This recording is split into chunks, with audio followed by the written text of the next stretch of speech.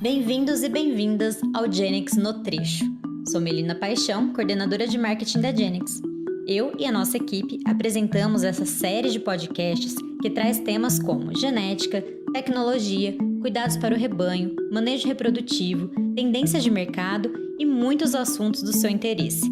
Ao lado de grandes especialistas, eu tenho certeza que esse podcast vai agregar muito no seu negócio. Acompanhe a gente também nas nossas redes sociais, @Genix Brasil. E aí, bora com a Genix? Para completar o clima da recém-vivenciada Mega Leite 2022, nosso 8º episódio traz o Girolando para o centro do nosso bate-papo. Convidamos o Sr. Eugênio Deliberato, que é criador e proprietário do Girolando Delib e também vice-presidente da Associação Brasileira de Girolando, para, junto com Gabriel Godoy, que é nosso especialista de desenvolvimento de produto leite na Genix, conversarmos sobre essa raça que tanto representa a nossa pecuária leiteira. E vamos falar de Girolando. E para falar sobre isso, a gente achou um convidado assim que representa muito a raça, que além de criador, é o vice-presidente da Associação do Girolando.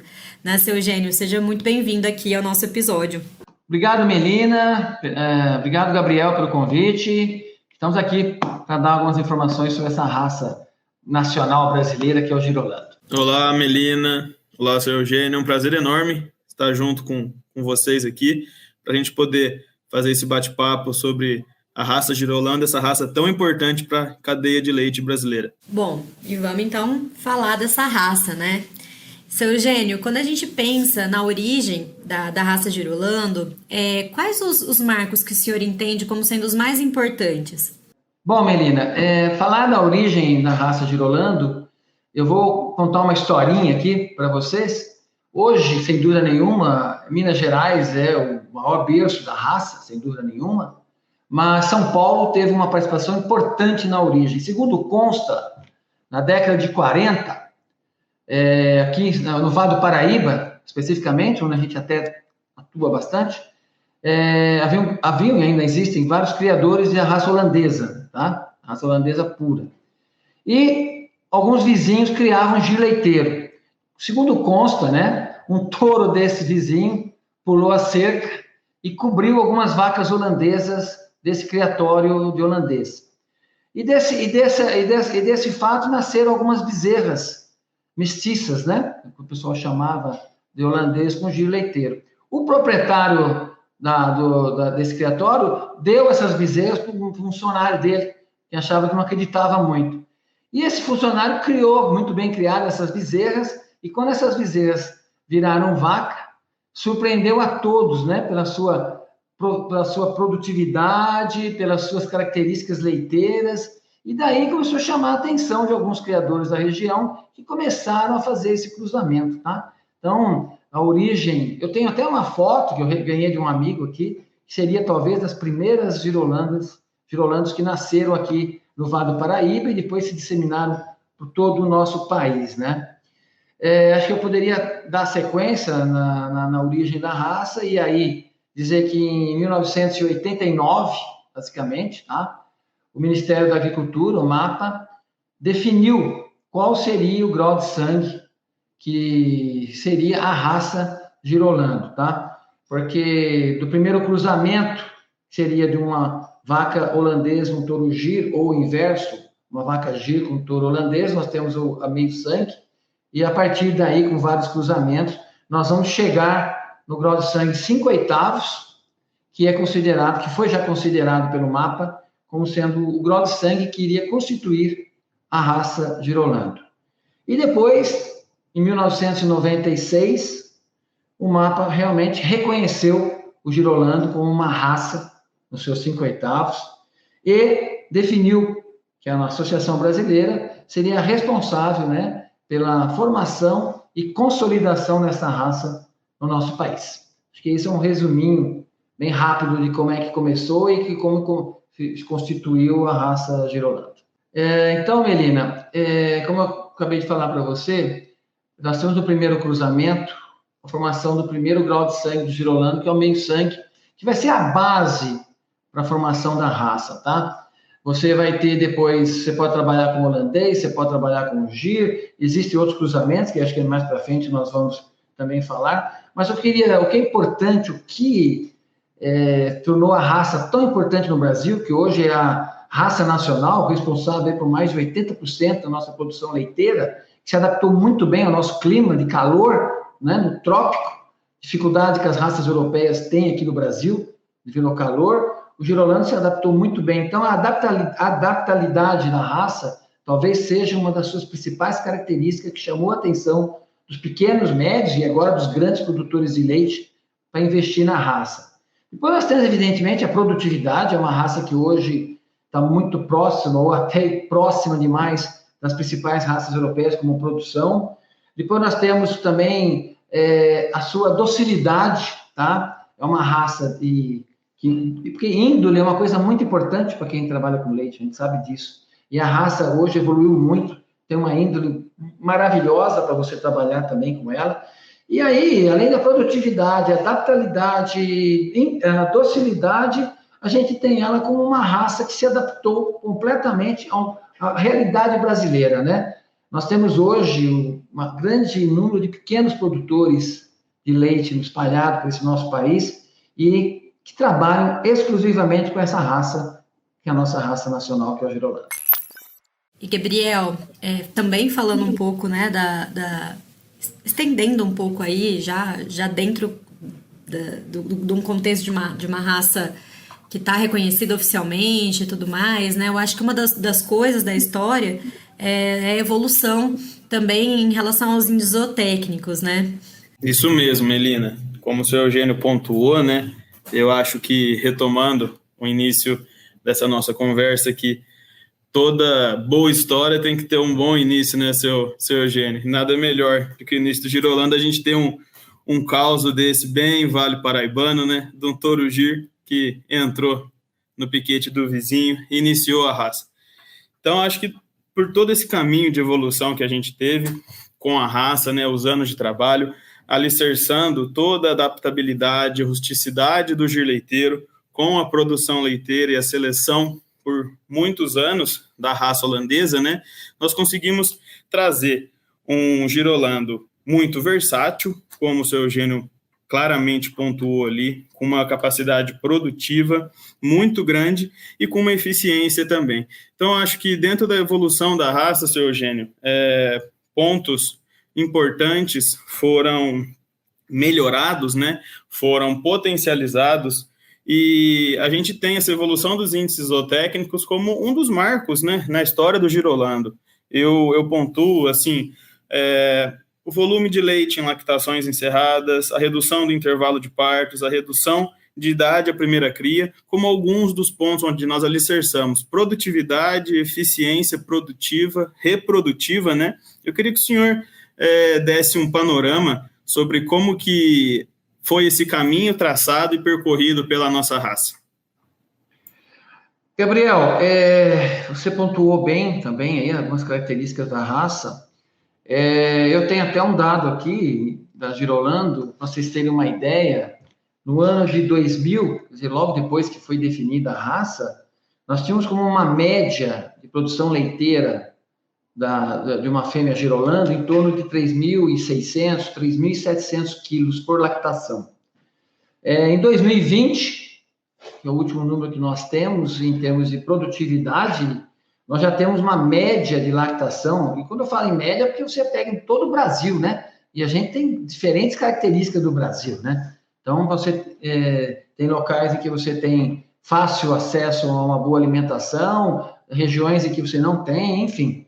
O Brasil é um país continental. Mas, em função de toda essa variação do território, em 2020, nós já tínhamos uma média de produção de leite em torno de 5.700, 5.800 quilos. Quer dizer que, nesse período, nós tivemos mais de 50% de aumento na produção leiteira de uma fêmea Girolando dentro da sua evolução nesse período da raça, tá?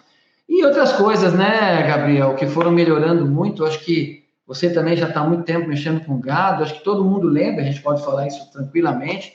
As fêmeas meio-sangue, elas, além de ter uma índole difícil, só davam leite com bezerro ao pé, tinha um sistema mamário que não era um sistema mamário de grande qualidade, com tamanho de teto, capacidade de alimento, de produção, e isso tudo foi melhorando, Gabriel. Então, hoje, se você reparar, nós temos uma fêmea girolando com grandes aprumos, né? Aparelho locomotivo muito bom, porque ela precisa disso, porque é um animal que vai a pasto, sobe morro, então ela precisa ter boas pernas e bons pés, e isso evoluiu muito. Nós temos animais de ótimos aprumos hoje.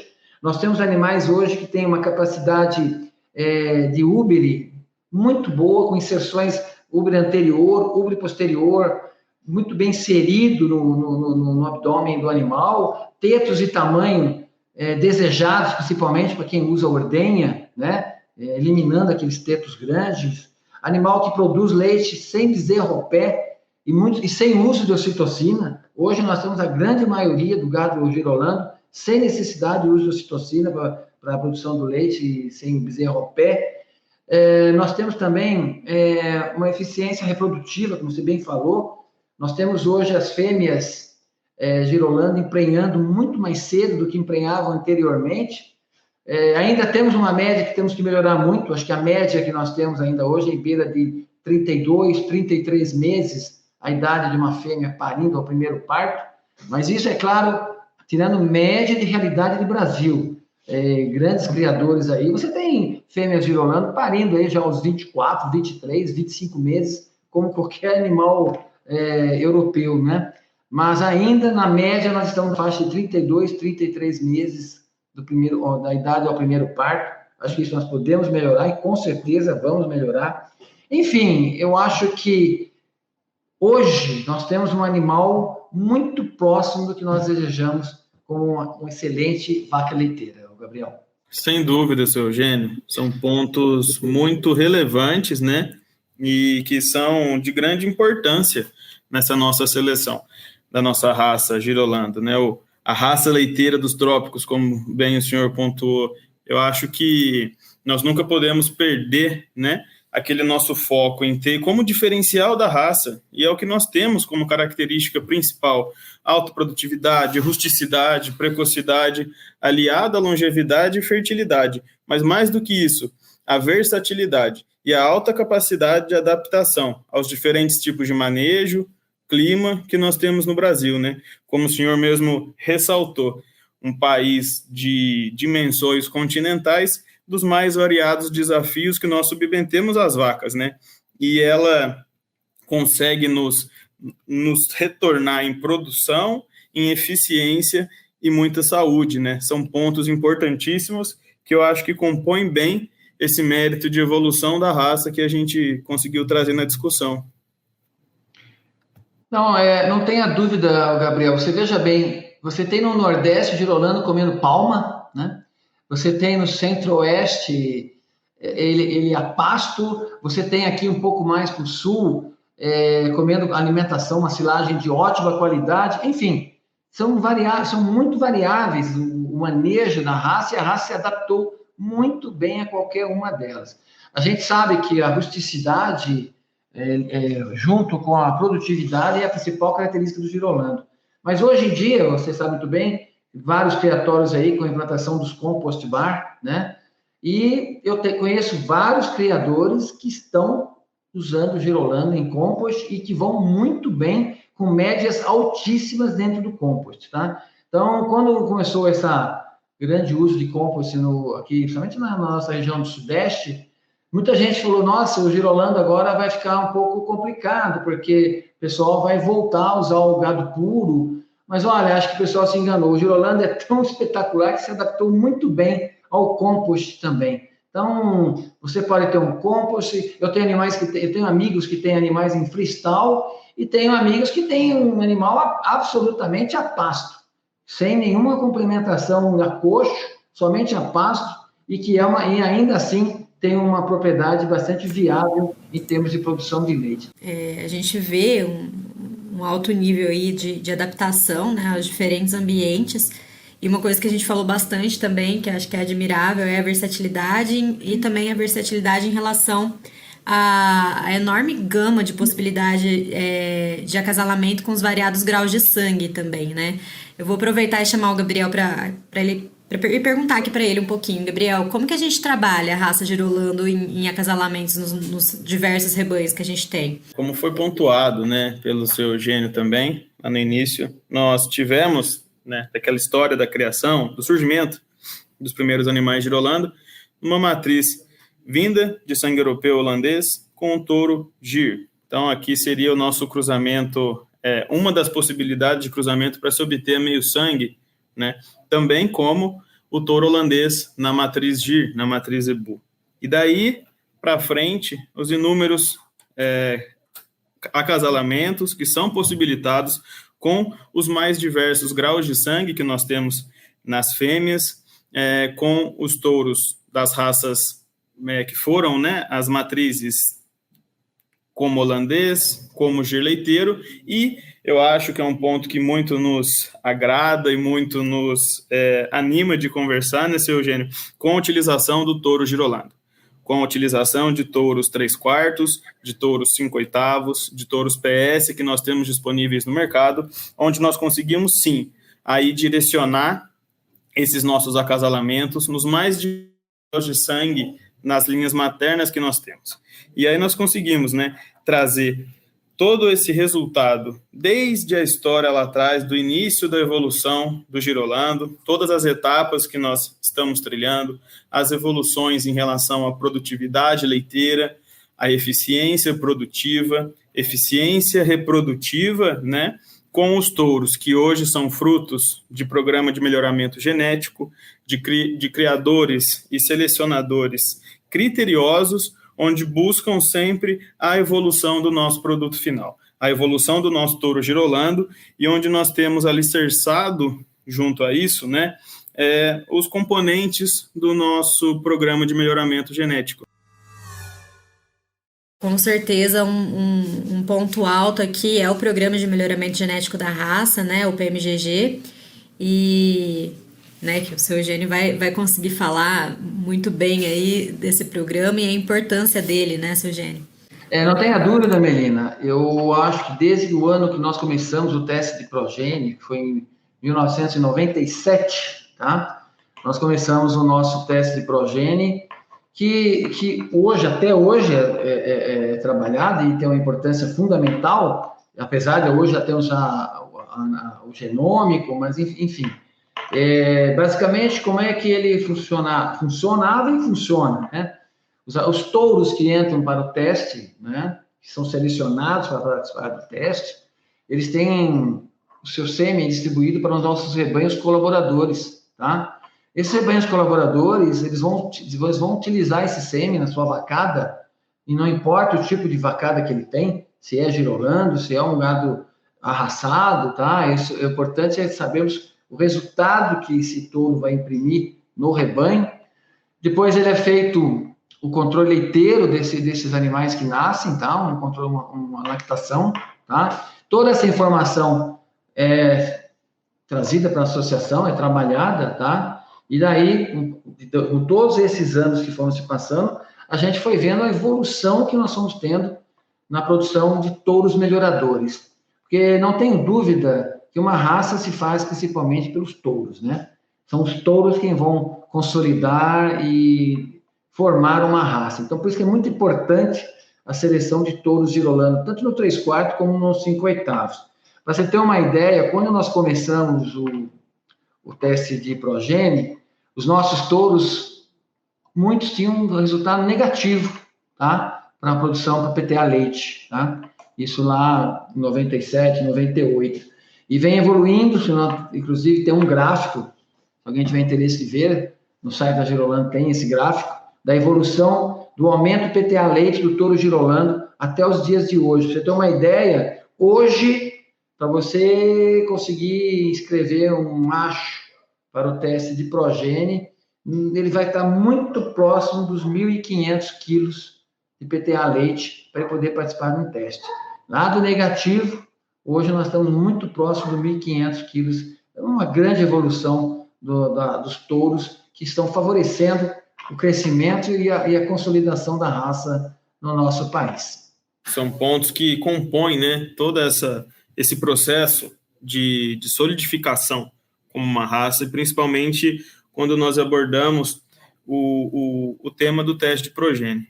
Como nós conversamos numa outra oportunidade sobre o Giro Leiteiro, o teste de progênie, o resultado final do sumário, por toda participação dos componentes técnicos, da associação, dos criadores, rebanhos colaboradores, empresas de genética também que tem esse trabalho, né, que compõe essa gama de peças importantes nesse jogo.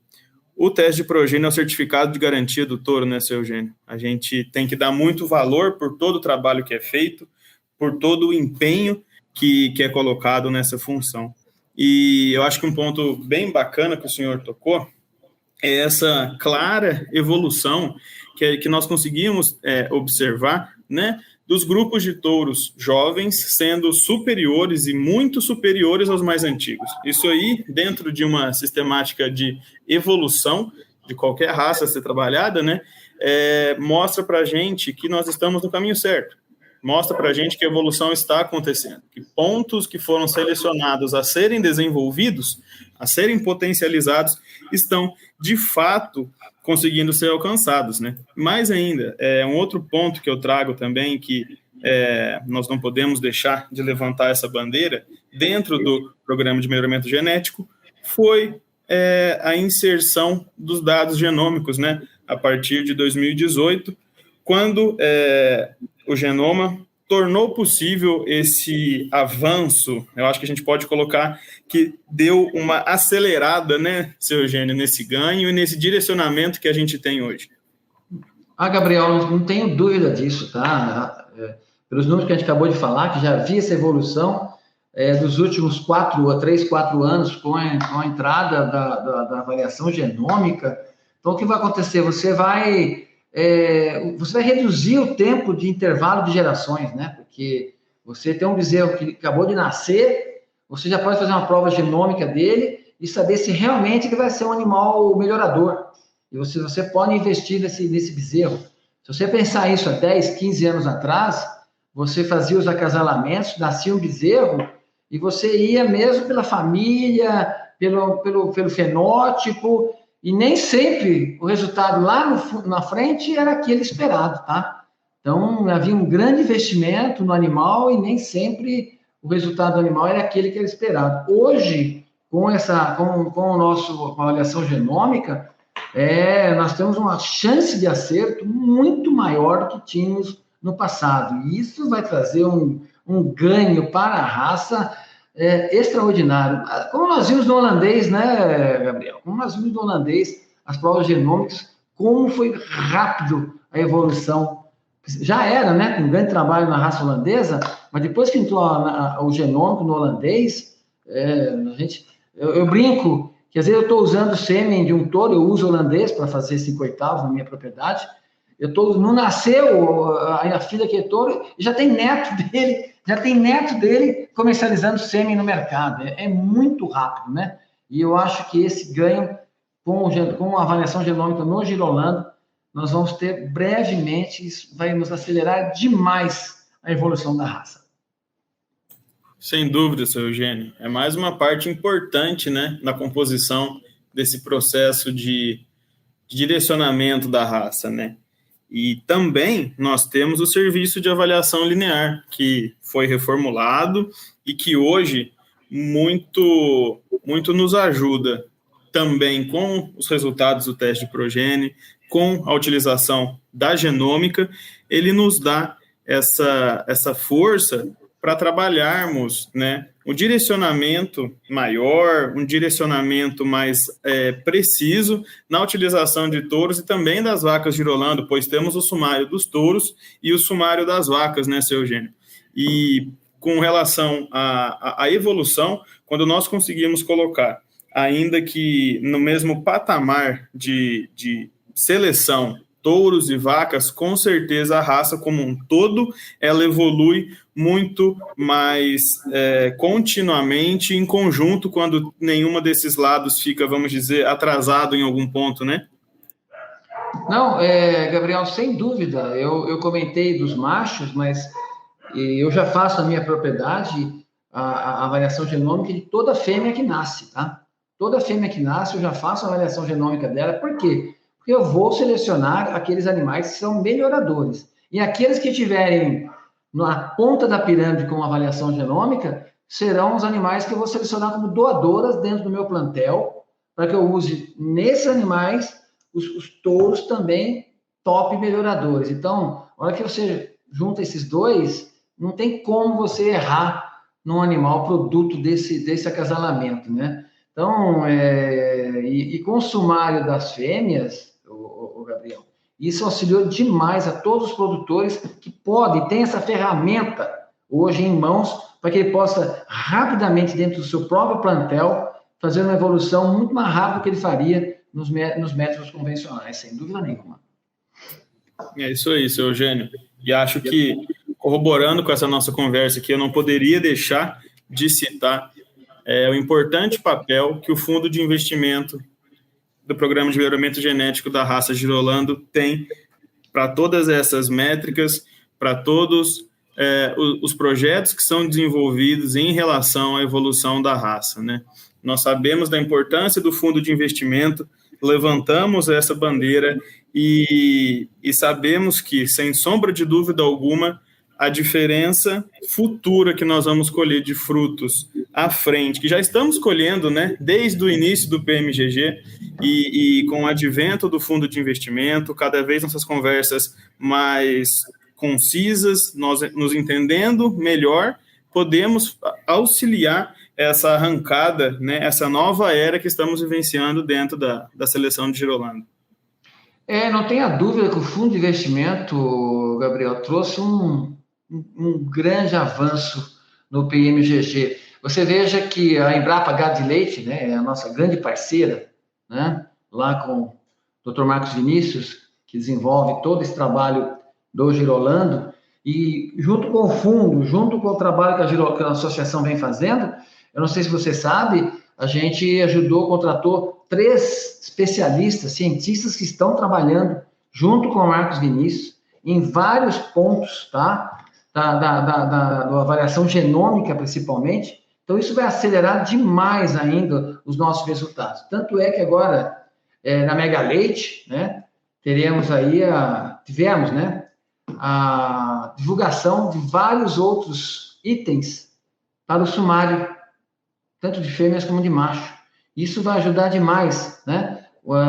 Hoje, nós nos baseamos principalmente no PTA leite, mas não podemos esquecer que nós temos que ter bons sistemas mamários, bons sistemas locomotivos, temos que ter capacidade corporal, força leiteira. Então, a hora que nós tivermos a conjugação da avaliação linear mais a avaliação genômica, tudo isso conjugado, buscando o melhoramento do animal, eu não tenho dúvida que nós teremos uma raça Girolando ainda muito mais forte do que ela já é hoje, Gabriel.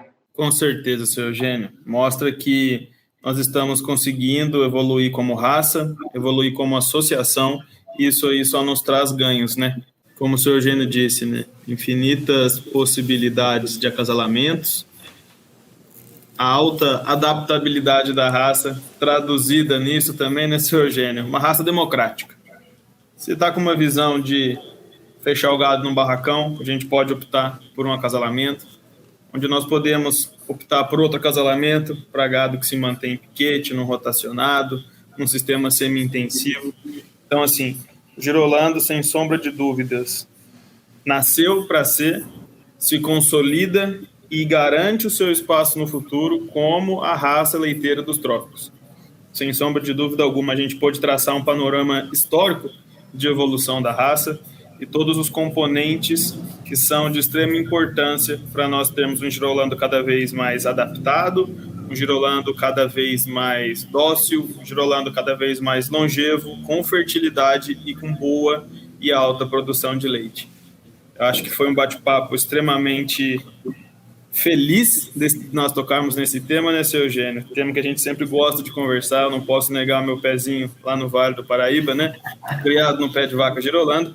E aproveitando até para já agradecer a participação do senhor da minha parte aqui. É sempre muito bom poder contar com pessoas que fazem um trabalho dedicado, um trabalho sério, tanto na tua parte na associação, como proprietário, como cliente, como amigo, como selecionador de Girolando. Agradeço muito a participação, agradeço muito a oportunidade que a gente teve desse bate-papo aqui, seu Eugênio.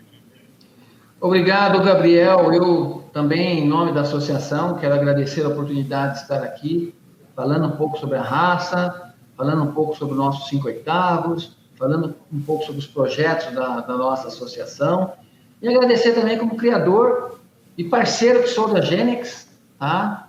É uma honra para mim ter vocês como parceiro, como amigos até, dentro do nosso criatório.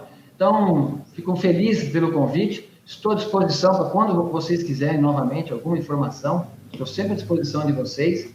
E deixar um recado aqui aos produtores e criadores que ainda não criam Girolando, o que acho que são poucos hoje, mas que pesquisem, visitem propriedades onde nós temos criatórios de Girolando, 5 oitavos, 3/4, meio sangue. Converse com os criadores desses diferentes graus de sangue. Vejam, principalmente você, criador que ainda vai entrar na produção, na cadeia leiteira, visite, veja que você vai ter certeza que é a raça que melhor se adapta aos trópicos, que melhor se adapta ao nosso clima e que com certeza vai trazer bastante alegria para o seu novo criatório e para a sua nova produção de leite na sua propriedade. Muito bom, seu Eugênio, recado dado aí, né, na palavra de quem sabe.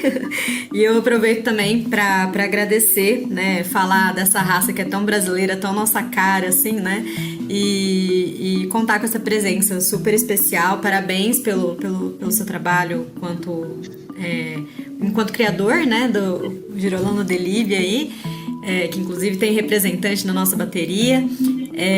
E também pelo trabalho da associação. Muito obrigada, viu? E espero contar com o senhor aqui outras vezes também.